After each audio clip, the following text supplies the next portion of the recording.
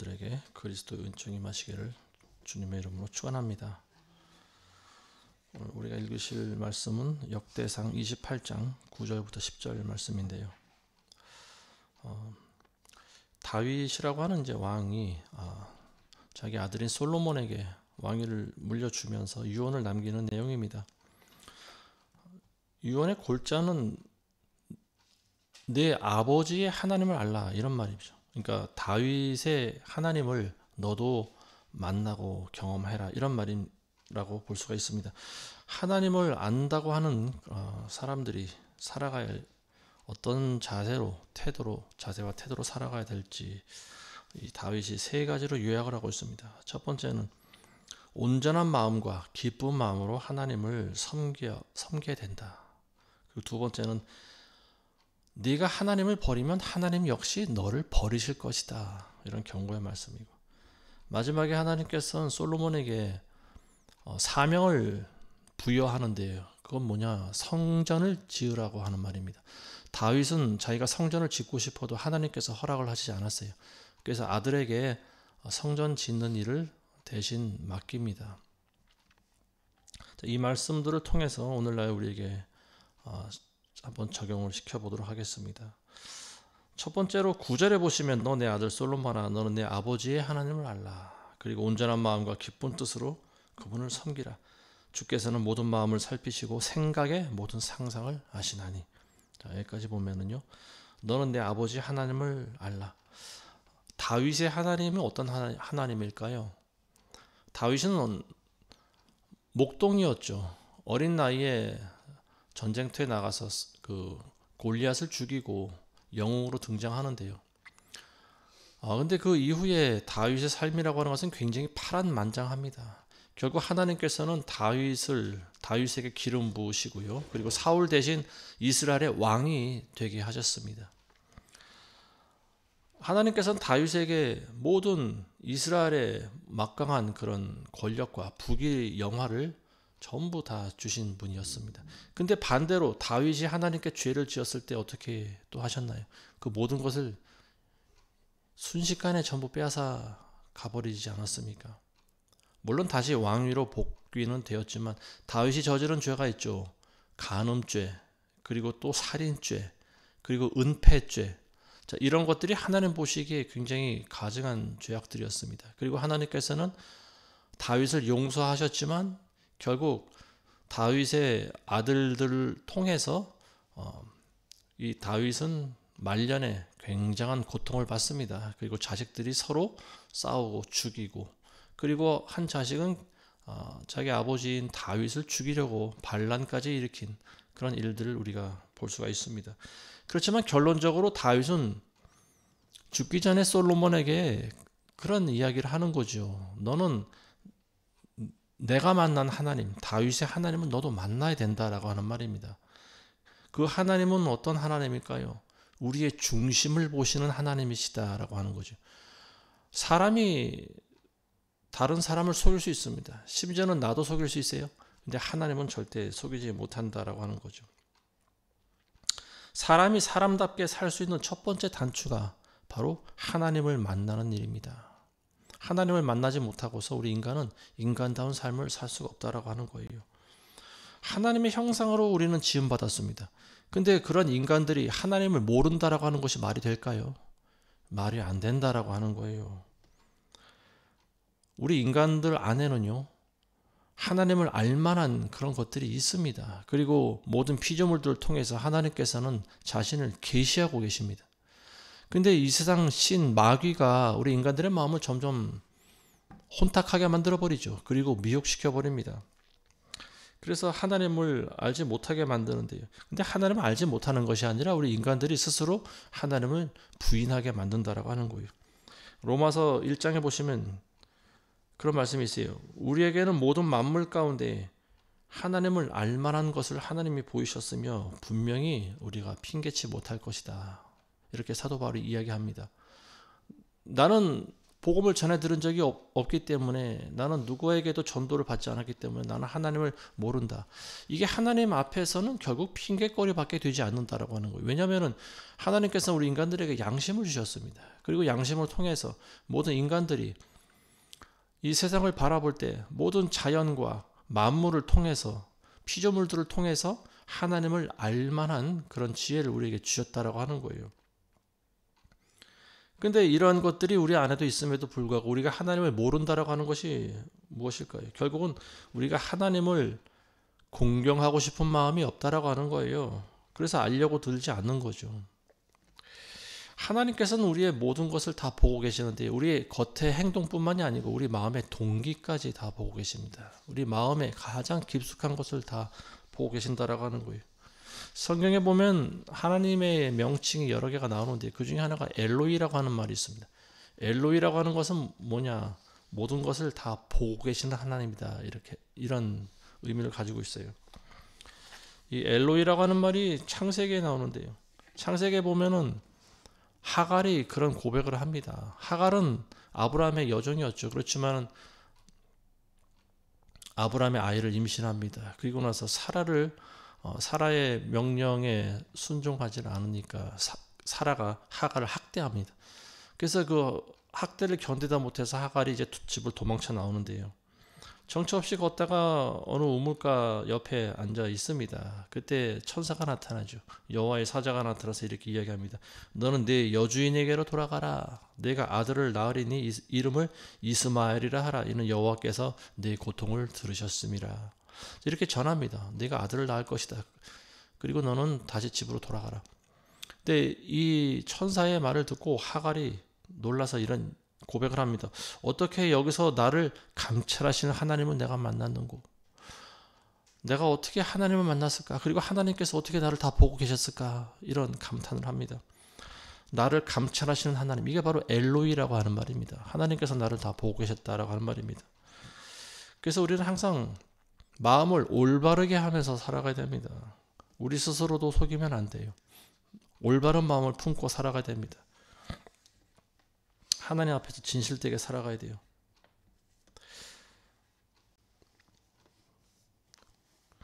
우리가 읽으신 말씀 보시면 9절에 주께서는 모든 마음을 살피고 생각의 모든 상상을 하신다. 이렇게 나와 있습니다. 생각의 모든 상상을 하신다. 개역 성경에는 이 부분을 어떻게 해석을 했는가 하면요. 주께서는 모든 마음을 감찰하사 모든 의도를 아시나니. 모든 의도. 예전 개역 성경에는 모든 사상을 아신다 이렇게 나와 있습니다. 하나님께서 우리의 마음을 감찰하셔서 우리의 모든 사상을 아신다. 의도나 사상이나 생각이나 결국은 전부 우리 내적에서 이루어지는 우리 마음과 관련된 것들입니다. 그렇지만 의도된 사상을 다른 말로 하면 중심이다. 우리의 중심된 마음이다 라고 표현할 수가 있어요. 헬라어로 이걸 불레라고 합니다. 불레라고 하는 것은 의도된 마음이고, 그리고 쉽사리 바뀌지 않는 것을 불레라고 하는 겁니다. 그래서 악인은 그 중심이 악한 사람은 항상 악한 생각을 한다라고 하는 거예요. 의인은 그리고 올바른 생각을 하게 되어 있다라고 하는 거죠. 그 마음 가운데 하나님이 없는 사람들은 결국 하나님을 찾지 않는다라고 하는 말입니다. 시편 10절, 시편 4절에 보시면 이런 말씀이 있습니다. 악인은 자기 얼굴의 교만으로 인하여 하나님을 찾지 않으리니 그들의 모든 생각에는 하나님이 없나이다. 그들의 마음에는 하나님이 없다는 거예요. 하나님을 찾지 않기 때문에 그렇습니다. 내 마음의 중심이 하나님께 향해 있으면 결국 이 사람은 하나님을 찾는다라고 하는 거죠. 그렇지만 그 마음의 중심에 하나님이 없으면 하나님을 안 찾아요. 하나님을 잊어버립니다. 그리고 나중에는 하나님을 부인합니다. 원래 의도가 하나님을 믿고자 하는 마음이 없을 때 이와 같이 사람은 하나님을 배반하게 된다라고 하는 말입니다. 우리가 하나님을 섬길 때 이왕 섬기는 거 기쁜 마음으로 섬겨야 되지 않겠습니까? 억지로 마지못해서 울며 겨자 먹기 식으로 하나님을 섬기거나 하지 마시기 바랍니다. 하나님께서는 우리 마음의 의도를 아시는 분이라고 나와 있어요. 저 사람이 왜 나를 섬길까? 저 사람이 왜 나한테 나와서 경배할까? 왜 나를 예배할까? 그 마음의 의도를 보신다라고 하는 거예요. 늘 드리는 예화지만 다윗과 사울이 아주 좋은 경우입니다.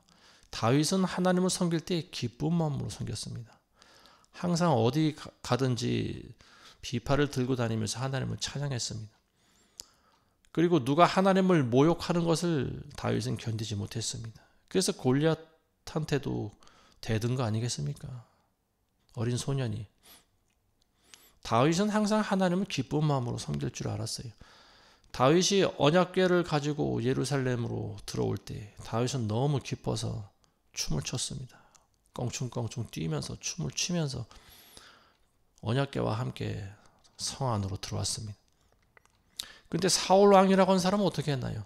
사울 왕은 마지못해서 하나님의 명령을 지키려고 한 사람이죠. 그나마 명령을 다 이행하지 않았습니다. 하나님께서 내가 치는 모든 적들, 네가 정복하는 곳에 있는 모든 백성들과 짐승들까지 다 죽이라고 했을 때, 진멸시키라고 했을 때 사울은 명령에 순종하지 않았습니다. 자기 눈에 보기에 좋은 것들을 남겨놨어요. 그리고 하나님께 제사를 드리려고 남겨놨다는 그런 핑계를 합니다.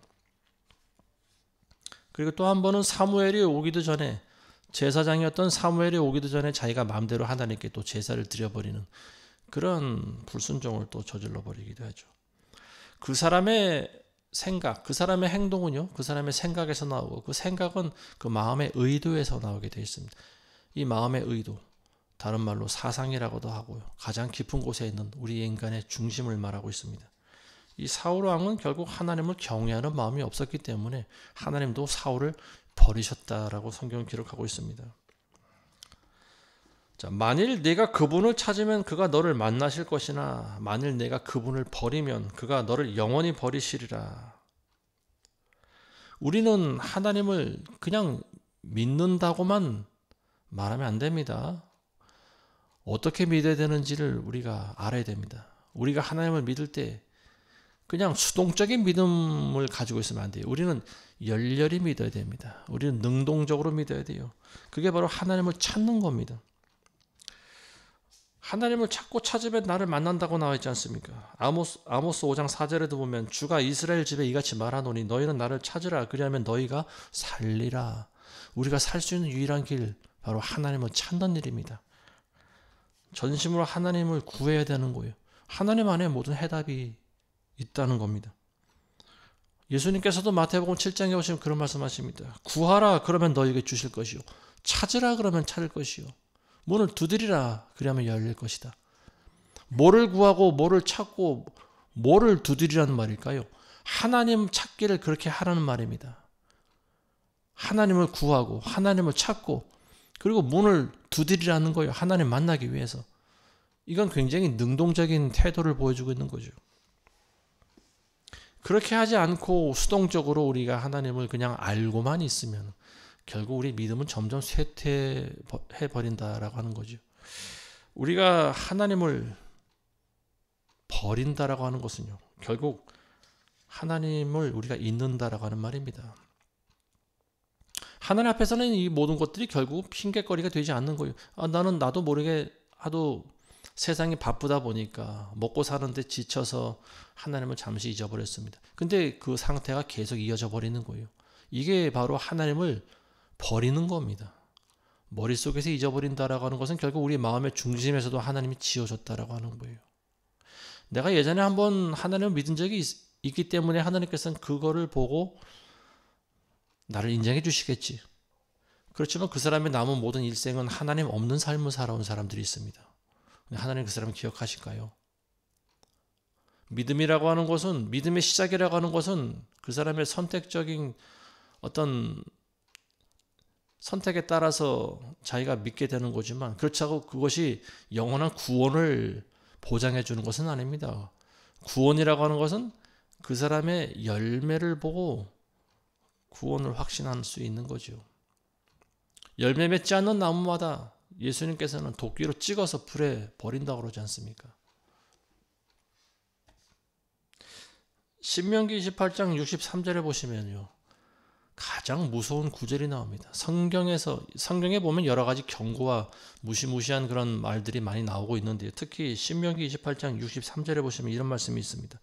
주께서 너희에게 선을 행하고 너희를 번성케 하시기를 기뻐하신 것 같이 주께서 너희를 멸하시며 너희를 망하게 하시기를 기뻐하시리라. 또 너희는 내가 차지하려고 들어갈 그 땅에서 뽑히게 될 것이니라. 이런 말씀이 있습니다. 이스라엘 백성들이 아주 모진 고생을 하면서 광야를 헤매다가 가나안 땅에 들어갔는데요. 근데 가나안 땅에 들어갔어도 하나님께서 너희가 거기서 나에게 불순종하면은 내가 뽑아내리라, 이런 말씀하십니다.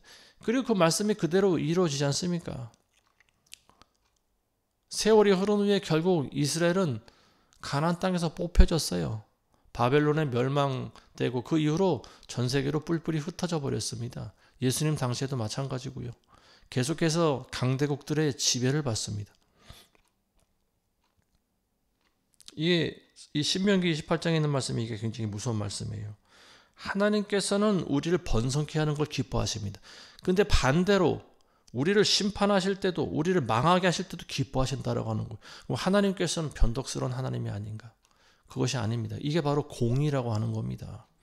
하나님께서는 하고자 하시는 모든 일들을, 당신의 모든 계획을 기쁨으로 하십니다. 그리고 그것이 바로 하나님의 뜻입니다.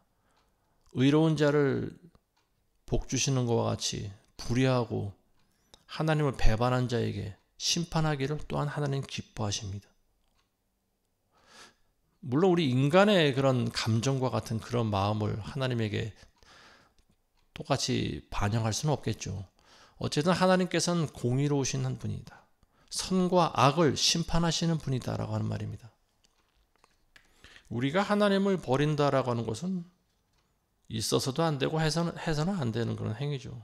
이건 상상만 해도 너무 끔찍하고 무서운 일 아니겠습니까? 근데 버린다라고 하는 것이 다른 게 아니에요. 하나님을 곧 잊는다라고 하는 말입니다. 하나님을 잊어버린다라고 하는 거죠.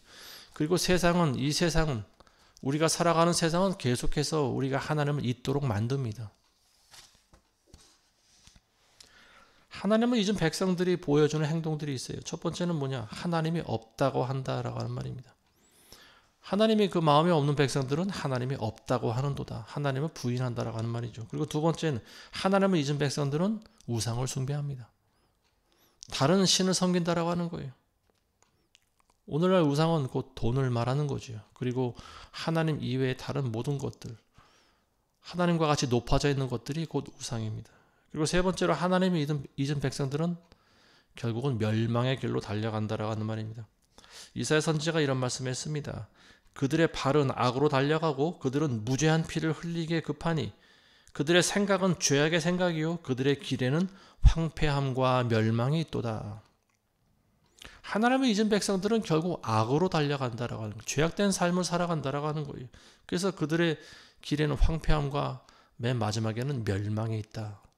지옥의 심판이 기다리고 있다라고 하는 말입니다.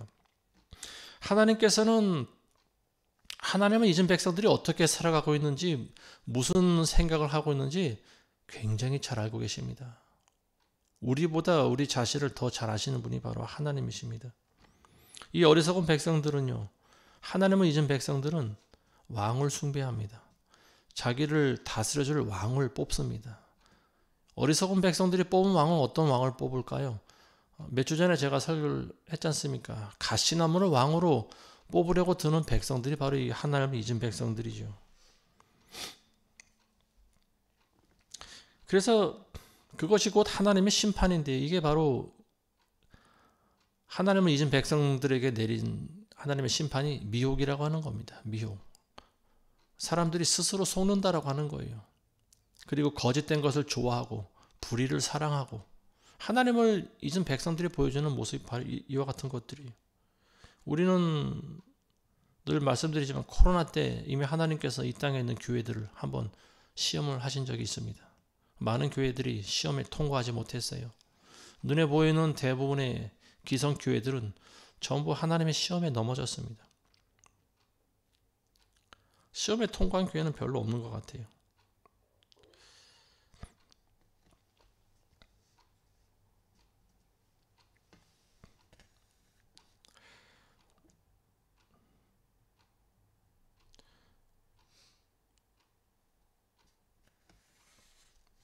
홍콩에 대해서 잠시 말씀을 좀 드려볼까 합니다. 뜬금없이 홍콩에 대한 이야기를 하나 싶으신 분들이 있겠지만, 제가 드리려고 하는 말씀이 뭐냐면은, 어떤 한 나라나 그리고 한 집안에, 한 조직 안에 다른 사상이 들어오면 어떠한 일들이 생기는가에 대해서 말씀을 드리려고 하는 겁니다. 홍콩은 중국 대륙에 붙어 있는 나라지만 중국과는 별도로 자유를 누리던 나라였습니다.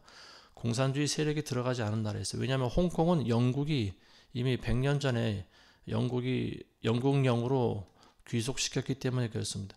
근데 그 홍콩이 이제 100년이 지나고 나서 영국이 다시 중국에 반환을 했는데요.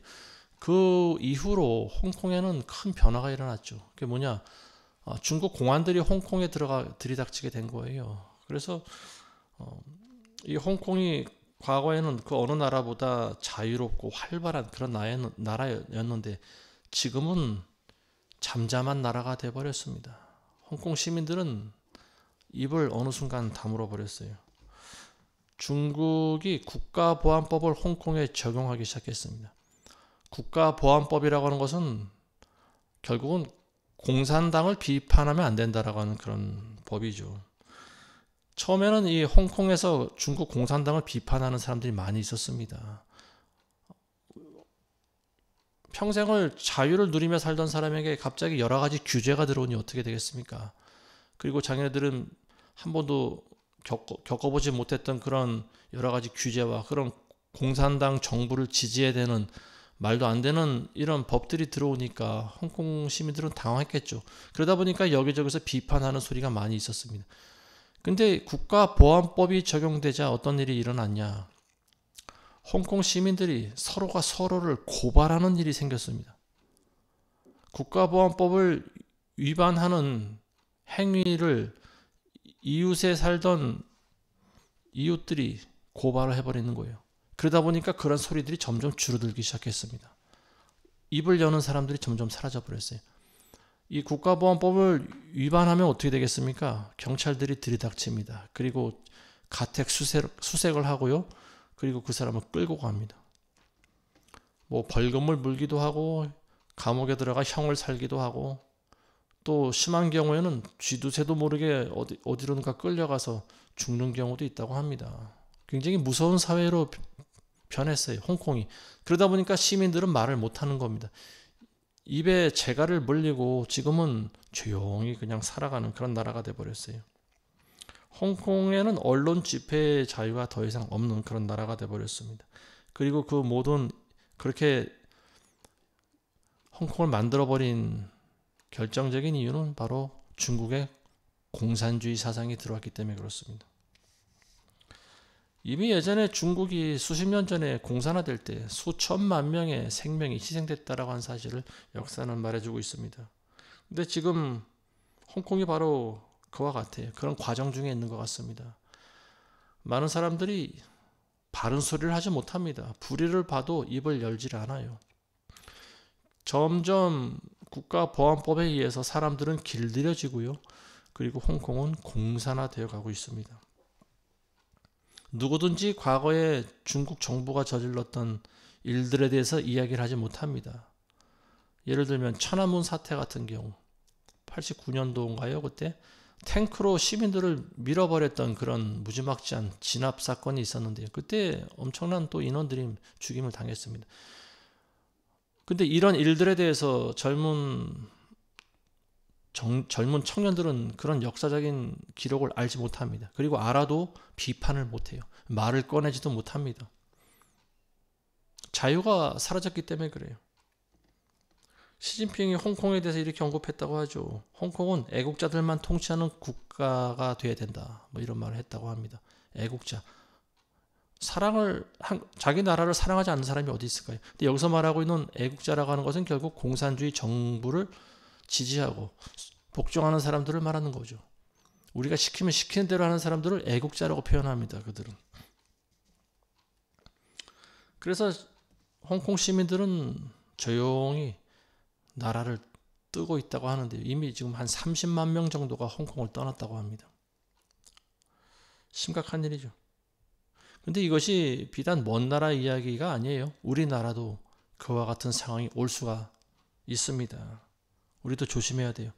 잘못된 한 명의 지도자를 뽑으면 수천만 명의 국민들이 고통을 받게 되어 있습니다. 이제 대통령 선거가 뭐 한 2, 3주 남은 것 같은데요. 우리는 현실을 잘 파악해야 됩니다. 그리고 생각을 해야 됩니다. 지금 민주당을 지지하는 많은 사람들, 그 사람들 특징이 있어요. 이 사람들은 뭐냐? 깊이 생각을 안 한다라고 하는 말입니다. 그냥 퍼퓰레이션에 빠져 있어요. 퍼퓰리즘에 빠져 있어요.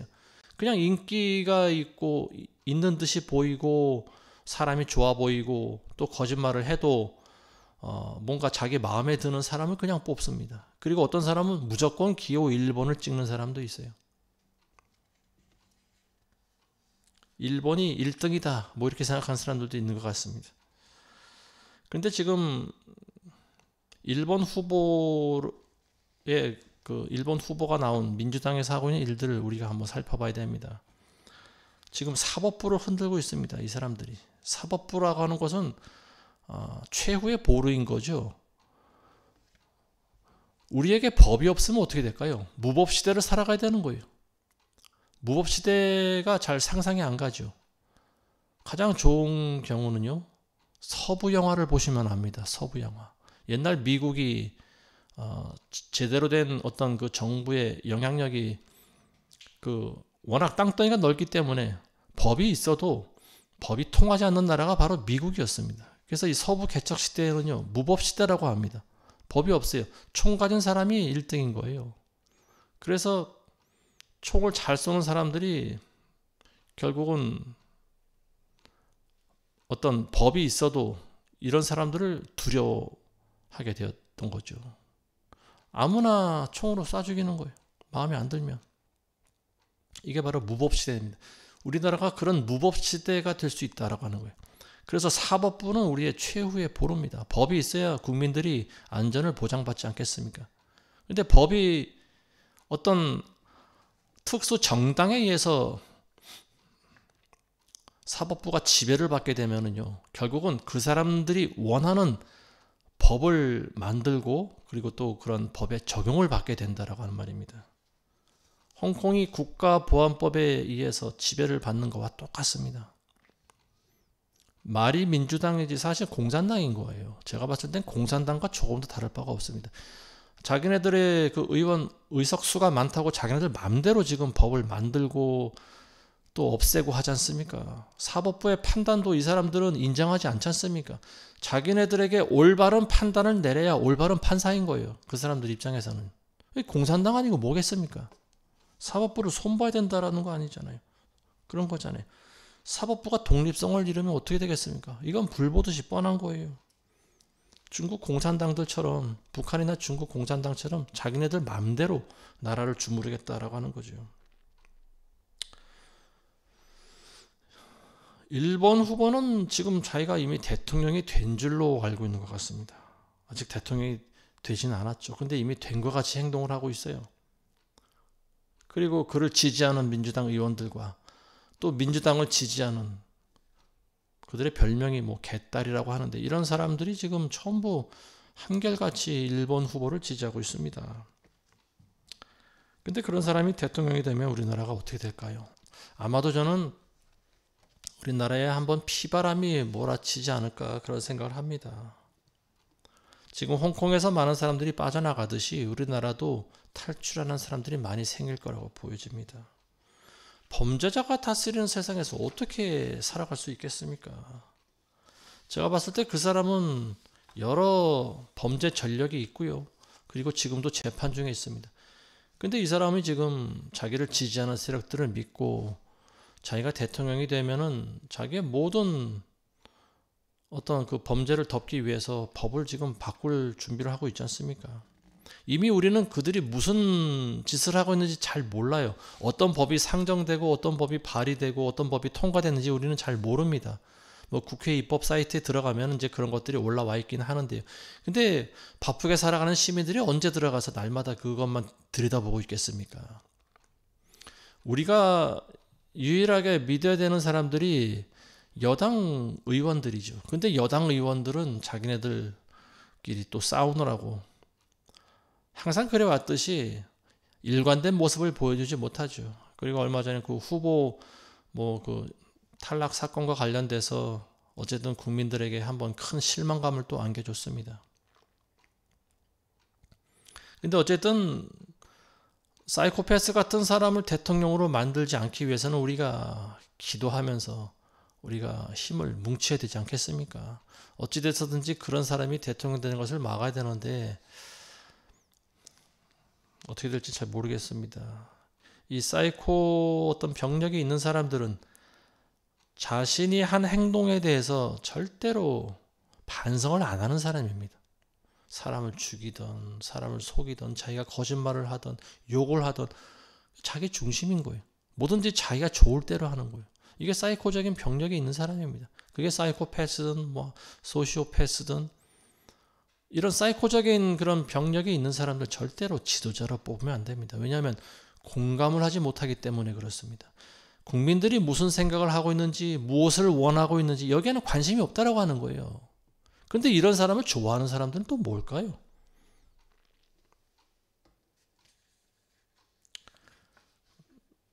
세계적으로 베네수엘라나 아르헨티나나 과거에 잘 살았던 나라들이 지금 어떻게 살아가는지에 대해서 한 번쯤 볼 필요가 있습니다. 그리고 우리는 그걸 교훈 삼아야 됩니다. 자, 세 번째로 역대상 28장 10절에 보시면요. 다윗의 유언의 말씀 가운데 이런 말씀이 있습니다. 이제 너는 조심하라.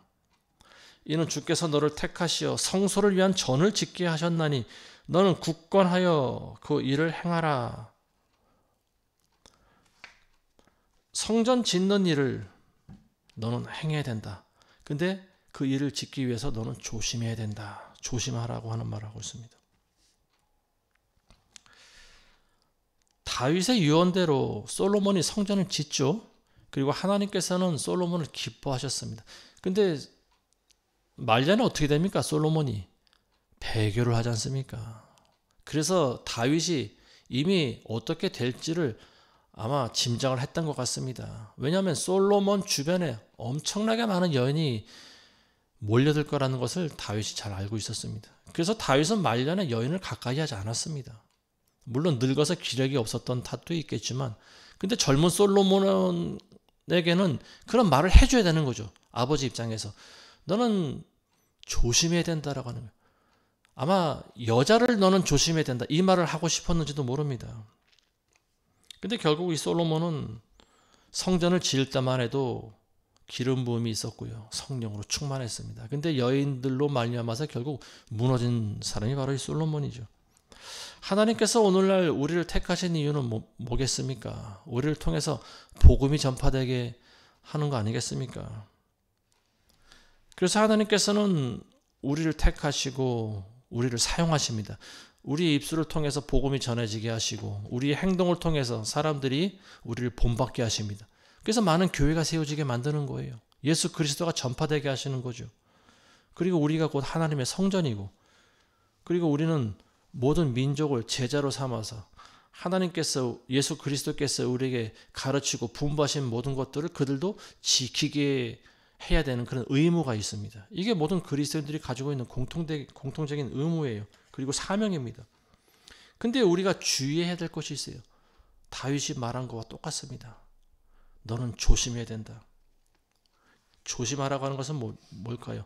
마음을 굳건히 해야 된다라고 하는 말입니다. 솔로몬이 성전을 지을 때도 중요하지만요. 짓고 난 뒤에가 더 중요하다라고 한 말입니다. 그래서 마음을 굳건히 해야 된다. 조심해야 된다라고 하는 거예요.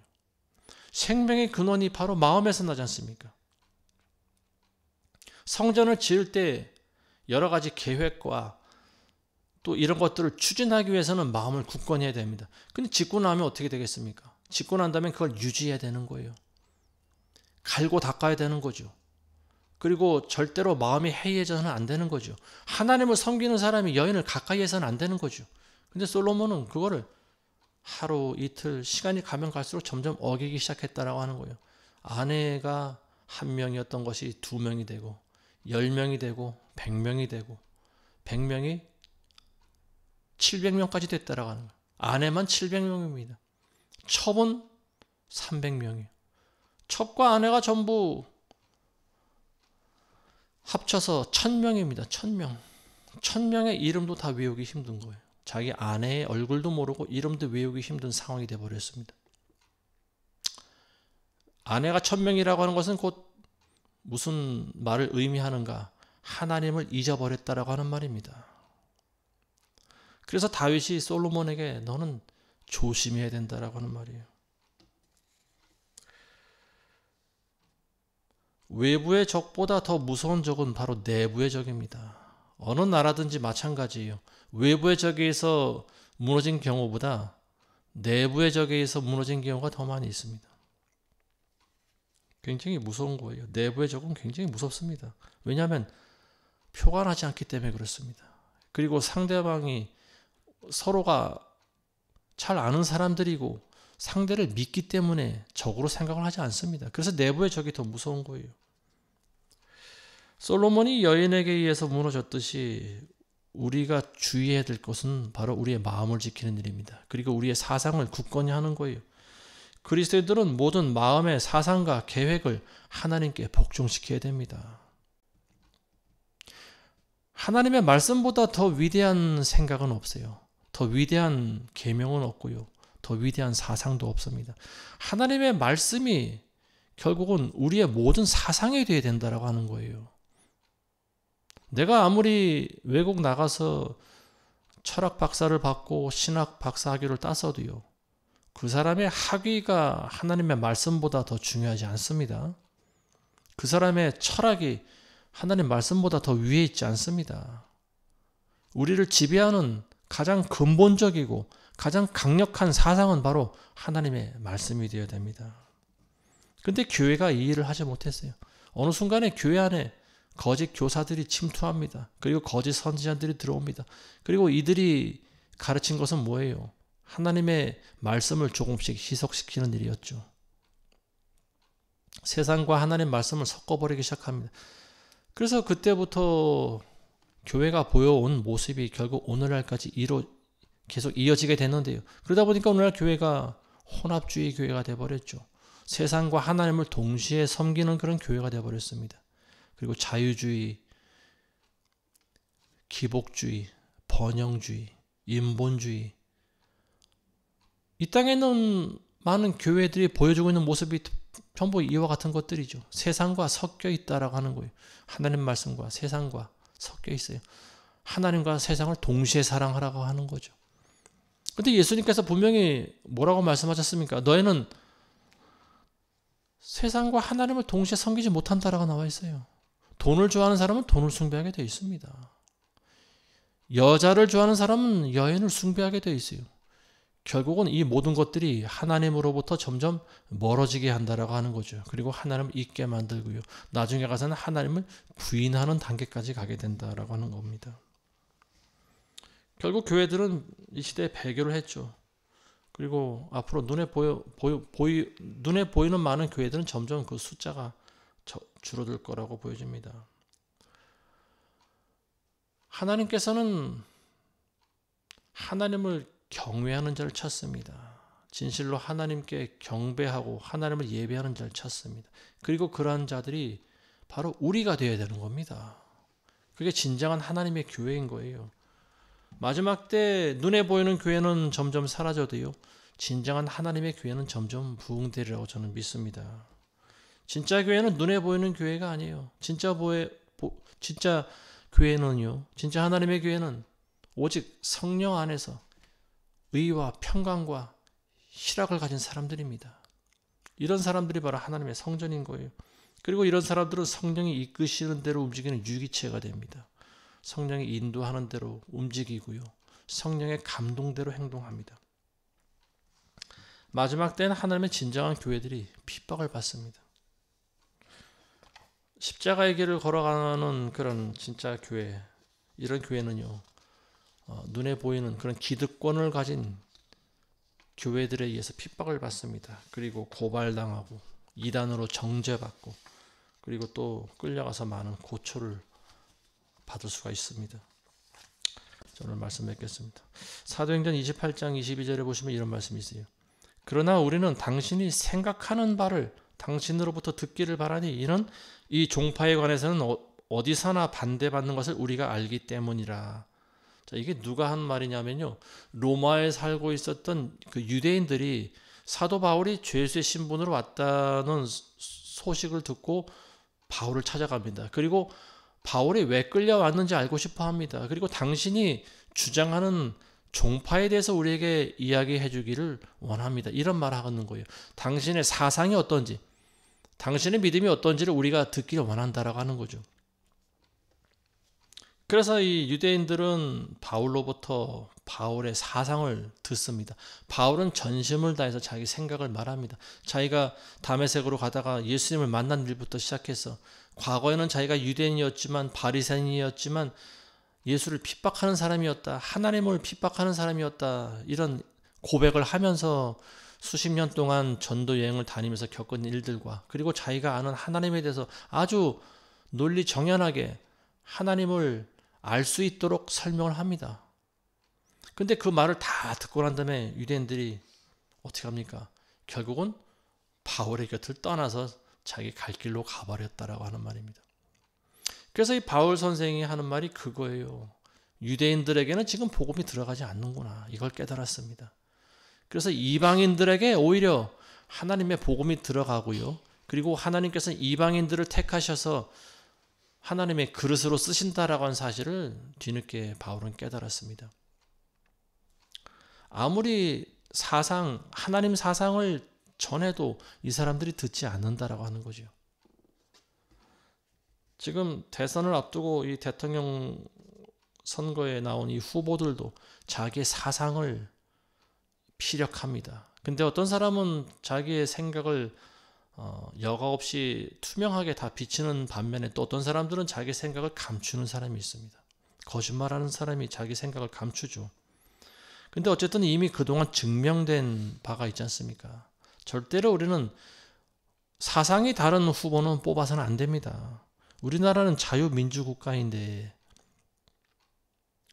이상한 자유민주국가의 정체성과 반대되는 그리고 거기에 부응하지 못하는 그런 사상을 가진 후보를 뽑으면 우리나라가 결국 홍콩처럼 변할 수 있다라고 하는 사실을 우리는 잊으면 안 됩니다. 오랜 우리의 그 우방이었던 미국을 배제하고 지금 친중하려고 하는 후보가 있는 것 같습니다. 그런 사람 절대 뽑으면 안 됩니다. 중국이 우리에게 해준 것이 없어요. 중국은 5,000년 동안 우리를 공격했던 민족입니다. 중국이 우리에게 좋게 대해준 적이 언제 있었습니까? 한 번도 없어요. 중국은 우리나라를 먹으려고만 해왔지 우리와 친구했던 적이 단 한 번도 없습니다. 6.25 전쟁 때도 중국 공산당들은 꽹가리를 치면서 빼가를 마셔대면서 우리나라를 쳐들어왔어요. 인해 전술을 쓰면서. 결국 그들 때문에 지금 우리나라가 이 고통당하고 있는 거 아닙니까? 근데 그런 중국에게도 쎄쎄를 해야 된다. 이런 미친 소리를 하는 사람이 있습니다. 그런 사람이 지금 대통령이 되려고 하고 있어요. 이건 정신이 이상한 사람입니다. 이런 사람 절대로 뽑으면 안 됩니다. 중국이 우리에게 뭘 해줬길래 중국한테 쎄쎄 합니까? 중국한테 뭘 감사합니까? 감사하기는. 이건 정신이 이상한 거예요.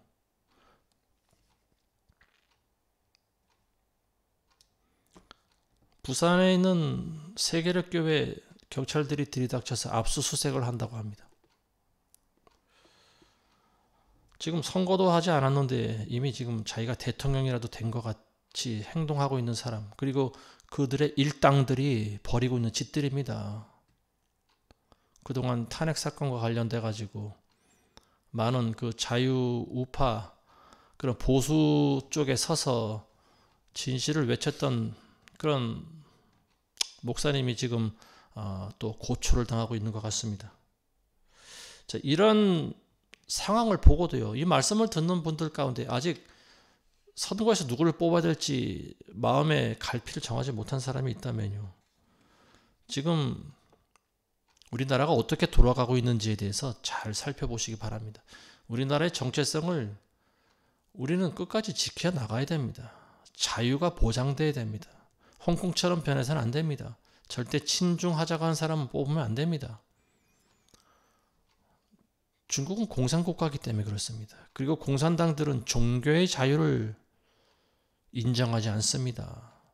오직 자기들만이 자기들의 독재 세상을 만들려고 하는 집단이 바로 공산주의자들입니다. 그 사람들은 우리와 사상이 달라요. 우리는 절대 거짓말하는 사람 뽑으면 안 됩니다. 정신이 이상한 사람을 뽑으면 안 됩니다. 근데 참 이상한 것이 이 나라의 국민들이에요. 지금 40%가 넘는 사람들이 이 거짓말을 밥 먹듯이 하는 이런 범죄자를 좋아하는 현실을, 이걸 어떻게 바라봐야 되는지 저는 참 잘 모르겠습니다. 어쨌든 이번 선거 결과를 통해서 우리는 분명히 알게 될 거라고 저는 믿습니다. 하나님께서는 우리나라를 어떻게 하실 것인가, 누가 대통령이 되느냐에 따라 우리는 하나님의 뜻과 하나님의 계획을 알 수 있을 거라고 보여집니다. 근데 어쨌든 누가 되더라도요, 결국 이 세상은 하나님의 말씀대로 흘러가게 되어 있습니다. 말세의 모든 민족들은 결국 하나님을 대적하게 되어 있습니다. 그리고 예수님 오실 때, 예수님의 재림 때 모든 민족들은 예수님 앞에서 좌우로 분리됩니다. 예수님을 대적한 그런 무리들과 또 예수님을 옹호하고 경배하던 그런 무리들로 좌우로 분류가 될 겁니다. 그리고 심판을 받게 될 것입니다. 자, 이사야서 66장 18절에 보면 이런 말씀이 있습니다. 내가 그들의 행위와 생각을 아노라. 때가 되면 내가 모든 민족들과 방언들을 모으리니 그러면 그들이 와서 나의 영광을 보리라. 그리스도의 재림 때에 있게 될 일입니다. 내가 모든 나라와 민족의 사상과 생각을 다 알고 있다라고 하는 말입니다. 그래서 그들을 내 앞에 모을 때 그들은 거짓말하지 못하고 자기가 살아왔던 대로 내 앞에서 다 변론하게 될 것이다. 그리고 나는 그들을 심판할 것이다 라고 하는 말입니다. 아직까지 우리나라에는 조금의 기회가 있는 것 같습니다. 이 남은 선거 기간 동안 우리가 전심을 다해 기도하고 또 교회가 회개를 하면 하나님께서 이 땅에 내렸던 미혹을 또 어느 정도 거두시지 않을까, 그런 생각도 해봅니다. 더 늦기 전에 부디 먼저는 교회들이 하나님 앞에 회개하고 그리고 한 나라의 지도자를 뽑는 이 중요한 대선 가운데 올바른 선택을 하게 되시기를 주의 이름으로 축원합니다. 기도하겠습니다. 하나님 아버지, 이 나라를 부디 긍휼히 여기시고 살려 주시옵소서. 이 땅에 미혹이 깊이 뿌리내려 많은 국민들이 좌우를 분별하지 못하고 어리석은 지도자를 뽑으려고 합니다. 한 명의 잘못된 지도자가 대통령이 되면 5천만의 국민들이 날마다 애통하며 고통을 당하게 되어 있습니다. 하나님, 그런 일이 일어나지 않도록, 불의한 자가 지도자가 되지 않도록 하나님 막아 주시옵소서. 그래서 이 말세에 우리 나라가 하나님의 손에 의해 쓰임받는 귀한 나라가 될 수 있도록 하나님 이 땅을 살려주시옵소서. 예수님의 이름으로 기도합니다. 아멘.